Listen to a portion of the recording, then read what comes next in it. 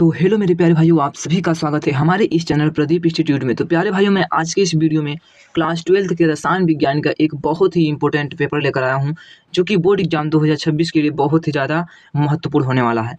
तो प्यारे भाइयों, पेपर के क्या क्या स्ट्रेटजी होते हैं मैं आप सभी को ये बताऊँगा, और पेपर में जो भी क्वेश्चन दिए हैं इसका सोल्यूशन भी हम आप सभी को बताने वाला हूँ। तो प्यारे भाइयों, आप लोग वीडियो के एंड तक जुड़े रहिए। यदि इस चैनल पर नए हैं तो चैनल को सब्सक्राइब कर दीजिए। तो देखिए प्यारे भाई, क्या है कि आपका ये 2026 का पेपर है, जो कि आपका बोर्ड एग्जाम होने वाला है। ये पेपर आपका बहुत ही इम्पोर्टेंट होने वाला है, और मैं आप सभी के बीच एक रसायन विज्ञान का पेपर लेकर आया हूँ, जो 2026 के बोर्ड एग्जाम में पेपर छपने वाला है प्यारे भाइयों। इसलिए आप सब इस पेपर को छोड़िएगा मत, सारे क्वेश्चन को अटेम्प्ट करना है। और मैं जिस तरीके से बता रहा हूँ यहाँ पर, और क्वेश्चन का आंसर भी आप सभी को मैं बताने वाला हूँ, इसलिए आप सभी को ध्यानपूर्वक समझना होगा। और यह जो पेपर है आपका नए पैटर्न पर आधारित है, जो कि आपके बोर्ड एग्जाम 2026 में बनने वाला है पेपर, उस पैटर्न पर आधारित है। देखिए, आप सभी को यहाँ पर क्या होता है कि आप सभी को अनुक्रमांक अपना लिखना होता है। आप लोग नहीं लिखेंगे तो भी कोई दिक्कत नहीं है। और यहाँ पर क्या होता है, आपका नाम, अपना नाम लिखना होता है। नाम भी आप लोग अपना लिख दीजिए। और आप सभी को समय जो होता है पेपर देने का, 3 घंटे 15 मिनट मिलते हैं। कितने मिलते हैं? 3 घंटे 15 मिनट। आप सभी को ध्यान में ये रहे कि 15 मिनट जो होता है आपका प्रश्न पत्र को पढ़ने के लिए मिलता है। और आप लोग को मैं आप सभी से कहना चाहता हूँ कि आपको भले से 15 से 20 मिनट लग जाए, लेकिन आप सभी को पेपर बहुत ही ध्यानपूर्वक से पढ़ना होगा। क्योंकि जब आप लोग पेपर पढ़ लेंगे तो आप लोग समझ जाएंगे कि हमें कितना आ रहा है और कितना नहीं आ रहा है, और कहाँ पर हमें क्वेश्चन में आ रहा है, कौन सा क्वेश्चन आ रहा है, ये भी आप लोग पता कर लेंगे, जिससे बहुत ही आसानी से आप लोग कर पाएंगे। इतना प्यारे भाइयों, आप लोग ध्यानपूर्वक तथा अपने समझदारी के साथ पेपर को सॉल्व करिएगा। फिर इसी के बाद आगे चलते हैं। देखिए क्या है, और आप सभी का पूर्णांक जो है 70 नंबर रहेगा। क्या होगा? पूर्णांक 70 नंबर। 30 नंबर जो है आपके प्रैक्टिकल से मिलता है। 70 नंबर क्या होगा आपका? पूर्णांक। और देखिए यहाँ पर नोट में लिखा हुआ है कि प्रारंभ के 15 मिनट परीक्षार्थी को प्रश्न पत्र पढ़ने के लिए निर्धारित है। आप लोग 15 मिनट जो है प्रश्न पत्र को पढ़िएगा। और यहाँ पर पहला निर्देश में क्या लिखा हुआ है? पहला लिखा हुआ है कि यहाँ पर सभी प्रश्न अनिवार्य हैं। क्या है? सभी प्रश्न आप सभी को करना अनिवार्य है। जो प्रश्न आए या ना आए, उनको भी अटेम्प्ट करना होगा आप सभी को, क्योंकि एग्जामिनर अब के बहुत ही लापरवाही हो गए हैं प्यारे भाइयों। इसलिए आप सभी को जो क्वेश्चन ना आए उसको भी अटेम्प्ट करना होगा। और इसी के बाद दूसरा क्या है आपका नोट में? दूसरा निर्देश है कि जो आपका वर्णनात्मक कथा प्रश्नों में गणना के समस्त पद लिख दीजिए। जो भी वहाँ पर आपको क्वेश्चन में मांग रहा है था, जो भी चित्र के अनुसार मांग रहा है, तो चित्र आप लोग वहाँ पर दर्शाइएगा। जो भी मतलब जहाँ पर जो भी यूज है आप लोग उसका प्रयोग करिएगा। इसी के बाद आगे चलते हैं। आगे क्या है? आगे है प्यारे भाइयों कि प्रश्नों के क्या है? प्रश्नों के प्रासंगिक उत्तर लिखिए। प्रासंगिक का मतलब ये हुआ कि बहुत ही अच्छा आप लोग उत्तर लिखिए। आप लोग की राइटिंग भी बहुत अच्छी होनी चाहिए, यहाँ पर ये चीज़ कहा जा रहा है। और चौथा क्या है आपका? जहाँ आवश्यक हो रासायनिक समीकरण दीजिए। जिस क्वेश्चन में रासायनिक समीकरण का यूज है, वहाँ पर आप लोग रासायनिक समीकरण दीजिए, यहाँ पर ये कह रहा है। इसी के बाद हम सब आगे चलते हैं। प्यारे भाइयों। इसके बाद देखिए आगे क्या आता है आपका? बहुविकल्पी प्रश्न। क्या आता है? बहुविकल्पी प्रश्न। तो बहुविकल्पी प्रश्न को हम लोग समझते हैं। देखिए बहुविकल्पी प्रश्न है आपका। अब देखिए पहला में यहाँ पर लिखा हुआ है कि इस प्रश्न के प्रत्येक खंड में 4 विकल्प दिए गए हैं। सही विकल्प चुनकर उसे अपनी उत्तर पुस्तिका में लिखिए, कह रहा है। उसे सही उत्तर चुनकर आपको उत्तर पुस्तिका में लिखना होगा। तो अब समझिए इसका क्वेश्चन क्या है आपका। क्वेश्चन कह रहा है कि वह ठोस जो विद्युत चालक, आघातवर्ध और तन्य होते हैं, वो क्या कहलाते हैं? इसका जो राइट आंसर होगा प्यारे भाइयों, वे आपका तीसरा जो है इसका राइट आंसर है।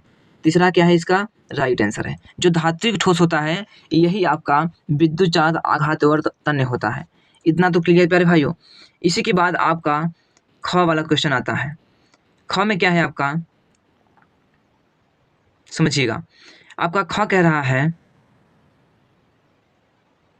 देखिए यहाँ पर ख में क्या है कि 10% द्रव्यमान प्रतिशत वाले ग्लूकोज के 200 ग्राम बिलियन में ग्लूकोज की मात्रा क्या होगी? यहाँ पर देखिए कह रहा है 10% द्रव्यमान में। अब देखिए 10%, यहाँ 20% क्या है, यहाँ पर 200 ग्राम बिलियन है, तो 200 ग्राम का 10% क्या होगा? 20 आएगा, 20 ग्राम। तो इसका सही ऑप्शन जो हो जाएगा तीसरा, 20 ग्राम। ये आपका क्या है? राइट आंसर है। इसी के बाद आपका ग नंबर आता है। इसी के बाद क्या है आपका? ग नंबर। ग में क्या कहा जा रहा है कि आपका क्षारक जो आरएनए में नहीं होता है? कौन सा क्षारक है जो आरएनए में नहीं होता है? इसका जो सही ऑप्शन होगा प्यारे बच्चों, थायमीन। थायमीन नहीं होता है। इसमें क्या होता है, आरएनए में जो होता है यूरासिल, यूरासिल होता है। ये आपका क्या है, राइट आंसर क्या है, थायमीन। ये आपका नहीं होता है। इसी के बाद आपका अगला कह रहा है, अगला कह रहा है कि एक अभिक्रिया क्या है, एक अभिक्रिया के लिए वेग स्थिरांक कितना है, के बराबर कितना है, 2.3 × 10⁻⁵ है। फिर litre mole inverse second inverse. अभिक्रिया की कोटि क्या होगी, आपको अभिक्रिया की क्या बतानी है, कोटि। इसकी कोटि क्या होगी, तो इसकी कोटि जो होगी प्यारे भाइयों, इसकी कोटि आपकी द्वितीय कोटि होगी। कौन सी होगी, द्वितीय कोटि। देखिए अगला क्या है आपका, अंग नंबर क्या है, अंग नंबर है आपका कि बताइए आप वैद्युत अवघट्य पदार्थ नहीं है। इसमें से कौन सा आपका वैद्युत अवघट्य पदार्थ नहीं है? जो इसका सही ऑप्शन है प्यारे भाइयों, चौथा, जो आपका नाइट्रिक अम्ल है, ये आपका वैद्युत अवघट्य पदार्थ नहीं है। सोडियम क्लोराइड नमक आपका है, अमोनिया नाइट्रेट है, यूरिया भी है, लेकिन आपका जो नाइट्रिक अम्ल है ये आपका वैद्युत अवघट्य पदार्थ नहीं है। इसी के बाद आपका च नंबर आता है। च है क्या, साधारण ताप पर सल्फर का अणु सूत्र क्या होता है? साधारण ताप पर, अर्थात कोई टेम्परेचर ना हो। तो इसका जो सही ऑप्शन होगा चौथा, सल्फर पे क्या होता है, 8, S8। जो S है इसका 8 जो है यहाँ पर, ये आपका राइट आंसर है। चौथा आपका क्या है, राइट आंसर। तो यहाँ तक आपके बहुविकल्पी प्रश्न समाप्त होते हैं प्यारे भाइयों। इसी पैटर्न पर आपके 6 बहुविकल्प दिए रहे होंगे, आप सभी को इस तरीके से आप सभी को उसका आंसर देना होगा। इसी के बाद देखिए दूसरा का क्वेश्चन क्या कह रहा है, दूसरा का क्या कह रहा है कि एनिलीन की विभिन्न अनुनादी संरचना लिखिए। क्या कह रहा है, एनिलीन की विभिन्न अनुनादी संरचना लिखिए। अब आप सभी को मैं यहाँ पर ये बताना चाहता हूँ कि जो यहाँ पर आपके लॉन्ग क्वेश्चन है, इसका आंसर आप सभी को प्रदीप इंस्टीट्यूट के टेलीग्राम पर वहाँ पर मिलेगा, जो आपको इस वीडियो के डिस्क्रिप्शन में उसका लिंक दे दिया जाएगा। इसलिए आप लोग वहाँ पर जाकर देख लीजिएगा इसका सॉल्यूशन। इसी के बाद आपका ख नंबर क्या है, ख नंबर है कि अभिक्रिया के वेग पर ताप तथा सांद्रता के प्रभाव को स्पष्ट कीजिए। इस क्वेश्चन भी, जो भी क्वेश्चन है बहुत ही इंपॉर्टेंट है और आपका ये पेपर 2026 के तहत बहुत ही ज़्यादा महत्वपूर्ण होने वाला है। इसी के बाद प्यारे भाइयों आपका ग नंबर आता है। ग में क्या कह रहा है कि K4Fe अर्थात आयरन है आपका, और CN6 के जलीय विलयन में उत्पन्न आयनों को लिखिए। और क्या कह रहा है, इस यौगिक में क्या है, इस यौगिक में Fe की ऑक्सीकरण संख्या कितनी होगी। इस यौगिक में जो है Fe की ऑक्सीकरण संख्या कितनी होगी, इसको निकालना होगा। इसका PDF हम आप सभी को, जिस तरीके से केमिस्ट्री की कॉपी लिखी जाती है, हम उस पैटर्न पर आप सभी को प्रदीप इंस्टीट्यूट के टेलीग्राम पर देंगे प्यारे भाइयों। आप लोग वहाँ पर जा करके इसका आंसर आप लोग समझ लीजिएगा। इसी के बाद आप सभी का अगला क्वेश्चन क्या है, घ, गैल्वेनी सेल तथा वैद्युत अवघटनी सेल में अंतर स्पष्ट कीजिए। ये बहुत ही वेरी इंपॉर्टेंट क्वेश्चन है, इसको भी आप लोगों को सभी को क्वेश्चनों को तैयार करना है। इसी के बाद आपका तीसरा क्वेश्चन स्टार्ट होता है। तीसरे का क क्या है, तीसरे का क है प्यारे भाइयों कि कह रहा है कोलराउस का नियम क्या है, इसका एक अनुप्रयोग उदाहरण सहित लिखिए। एक अनुप्रयोग इसका लिखिए उदाहरण सहित, इसको सॉल्व करना है। ख नंबर क्या कह रहा है, ख नंबर कह रहा है कि उप संयोजन संख्या को उदाहरण द्वारा समझाइए। क्या कह रहा है, उप संयोजन संख्या को उदाहरण द्वारा समझाइए। इसी के बाद आपका ग नंबर है। ग कह रहा है कि फिनाल के महत्वपूर्ण अनुप्रयोगों का उल्लेख कीजिए। ये बहुत ही इंपॉर्टेंट क्वेश्चन है। इसी के बाद आपका घ नंबर है। घ नंबर कह रहा है कि आपका प्रतिपरासरण, जो कि पहले पार्ट से लिया गया है, प्रतिपरासरण का उदाहरण सहित अर्थ स्पष्ट कीजिए। इसको भी आप लोग बहुत ही अच्छे से तैयार करिए। इसी के बाद आपका चौथे का क आता है। चौथे में कह रहा है कि रोजरमुंड अपचयन पर एक संक्षिप्त टिप्पणी लिखिए। एथाइन पर अर्थात H2SO4 एवं HgSO4 की उपस्थिति में जल की अभिक्रिया का केवल रासायनिक समीकरण लिखिए। इसको आप सभी को बहुत ही ध्यानपूर्वक से समझना होगा। इसी के बाद आपके आगे आता है ख नंबर। ख नंबर में क्या कह रहा है, ख नंबर में कह रहा है कि प्राथमिक, क्या कह रहा है, प्राथमिक द्वितीयक तथा तृतीयक एमिनो की पहचान कीजिए रासायनिक समीकरण देते हुए। आपको मैंने निर्देश में बताया था, जहाँ पर रासायनिक समीकरण मांगेगा आप सभी को वहाँ पर रासायनिक समीकरण देना होगा। इतना आप सभी को समझ में आया। और इसी के बाद आपका ग नंबर है कि रासायनिक समीकरण देते हुए सिद्ध कीजिए कि ग्लूकोज अणु में 5 OH समूह तथा 1 CHO समूह उपस्थिति होते हैं। ग्लूकोज में रजत दर्पण कैसे बनाते हैं, इसको आप सभी को बहुत ही अच्छे से समझना होगा। इसी के बाद आपका घ नंबर क्वेश्चन आता है, जो कि कह रहा है ब्रोमोबेंजीन। क्या कह रहा है, कह रहा है ब्रोमोबेंजीन की तुलना में ब्रोमोएथेन का ब्रोमीन परमाणु अधिक क्रियाशील क्यों होता है, इसको आप सभी को बताना है क्यों होता है। और कह रहा है शुष्क ईथर की उपस्थिति में ब्रोमोएथेन पर सोडियम अर्थात Na की अभिक्रिया केवल एक रासायनिक समीकरण लिखिए। इसकी आप सभी को रासायनिक समीकरण लिखकर यहाँ पर दर्शाना होगा। इसी के बाद आपका 5वें का आता है, इसमें क्या है आपका, कह रहा है कि एमीन किसे कहते हैं, इसकी परिभाषा आप सभी को लिखना होगा। और कह रहा है कि प्राथमिक एमीन, द्वितीयक एमीन तथा तृतीयक एमीन में विभेद लिखिए। इनके क्या करना है, विभेद लिखना है और एक परीक्षण भी आप सभी को रासायनिक समीकरण के आधार पर देना होगा। इसी के बाद आपका अगला क्वेश्चन आता है। अगला क्वेश्चन कह रहा है प्यारे भाइयों, अगला कह रहा है कि आपका क्या है, एक्स एथेमीन है, एथेमीन पर HCl की अभिक्रिया तथा वाई एनिलीन पर सोडियम नाइट्राइड अर्थात NaNO2 एवं तनु HCl को की 0 डिग्री तापमान पर अभिक्रिया के रासायनिक समीकरण लिखिए। देखिए समीकरण यहाँ पर भी लिखने के लिए पूछ रहा है। समीकरण आप सब समीकरण वाला क्वेश्चन बहुत ही अच्छे से तैयार कर लीजिएगा, ये आपको अवश्य पूछा जाएगा। इसी के बाद आपका ख नंबर आता है कि डी ब्लॉक तथा एफ ब्लॉक के तत्व क्या है, आप सभी को इसका आंसर लिखना होगा। इसी के बाद हम आगे चलते हैं। आगे क्या है प्यारे भाइयों, आगे क्वेश्चन है आपका अगला है कि दूसरा है आपका, यहाँ कह रहा है कि डी ब्लॉक तथा एफ ब्लॉक के तत्वों के सामान्य इलेक्ट्रॉनिक विन्यास लिखिए। इसका क्या है, सामान्य इलेक्ट्रॉनिक विन्यास लिखना है। और आपका ग नंबर क्या है, क्या होता है जब, अब देखिए यहाँ पर क्या है आपका रासायनिक समीकरण देना होगा। क्या होता है जब, आपका रिएक्शन एक प्रकार की है।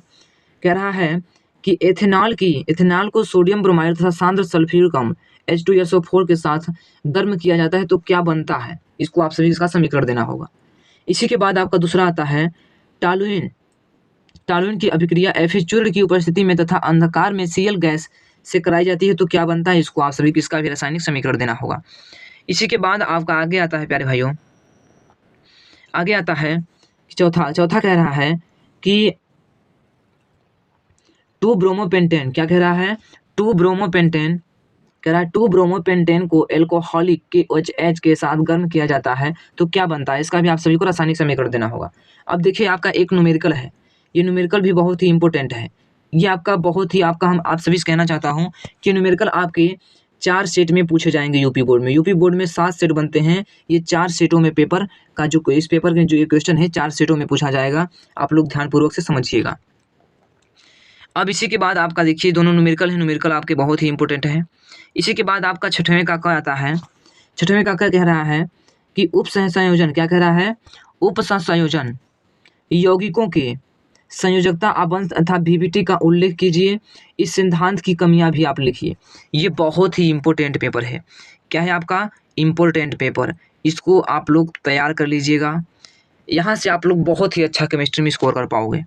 इसी के बाद आपका अगला क्वेश्चन है प्यारे भाइयों, कह रहा है ख वाला कि एमीन, क्या कह रहा है आपका कि एमीनो, क्या कह रहा है, एमिनो अम्ल न्यूक्लिक अम्ल पर एक संक्षिप्त लिखिए। यदि आपको ये ना आए तो अथवा में लिखा हुआ है कि निम्नलिखित विटामिन के स्रोत तथा इनके विटामिनों की कमी के कारण वाले रोगों का नाम लिखिए। विटामिन ए की कमी से क्या होता है, विटामिन बी की कमी से क्या होता है, विटामिन सी की कमी, विटामिन डी की कमी से क्या होता है, और आपका क्या दिया हुआ है, विटामिन ई की कमी से क्या होता है।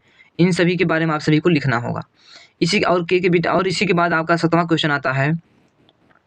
7वां कह रहा है प्यारे भाइयों, 7वां कह रहा है आपका, कह रहा है कि हेलो एल्केन में एक अणुक अर्थात एका अणुक SN1 अभिक्रिया तथा द्वि अणुक अर्थात SN2 नाभिक रागी प्रतिस्थापन अभिक्रियाओं की क्रियाविधि का वर्णन कीजिए। इसको आप सभी को लिखना होगा।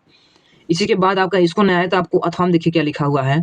अथवा में लिखा हुआ है कि आप सभी को वोल्टेज फिटिंग अभिक्रिया बतानी होगी या वोल्टेज फिटिंग, क्या है, वोल्टेज फिटिंग बतानी होगी या फिटिंग अभिक्रिया, इसके बारे में लिखना होगा। इसी के बाद आपका ख नंबर आता है। ख नंबर क्या कह रहा है, पहले में कह रहा है निम्नलिखित संक्षिप्त, कह रहा है निम्नलिखित संक्षिप्त टिप्पणी दीजिए। जैसे क्या है आपका जिंक चूर्ण है और गाटरमान कोख अभिक्रिया है, कैनिजारो अभिक्रिया है, एल्डो संघनन, ये बहुत ही इंपॉर्टेंट अभिक्रिया है। इसी के बाद आपका अथवा में एक क्वेश्चन अब देखिए यहाँ पर और दिया हुआ है। कह रहा है क्या होता है, केवल आप सभी को क्या देना है, रासायनिक समीकरण है, केवल आप सभी को रासायनिक समीकरण देना है। पहला कह रहा है कि एल्डिहाइड की क्रिया टनल अभिकर्मण से कराई जाती है तो क्या होता है, और फॉर्मेल्डिहाइड की अभिक्रिया NaOH तथा सोडियम हाइड्रोक्साइड के साथ कराई जाती है तो क्या होती है, और बेंजाइड में का अम्ल अपघटन क्या होता है। इतना आप सभी को मैंने बताया प्यारे भाइयों, इसलिए आप सभी को इस पेपर को बहुत ही ध्यानपूर्वक से समझना होगा और आप लोग इस पेपर को तैयार कर लीजिएगा, क्योंकि ये पेपर आपका वही पेपर है जो कि आपके बोर्ड एग्जाम में 2026 में पूछा जाने वाला है।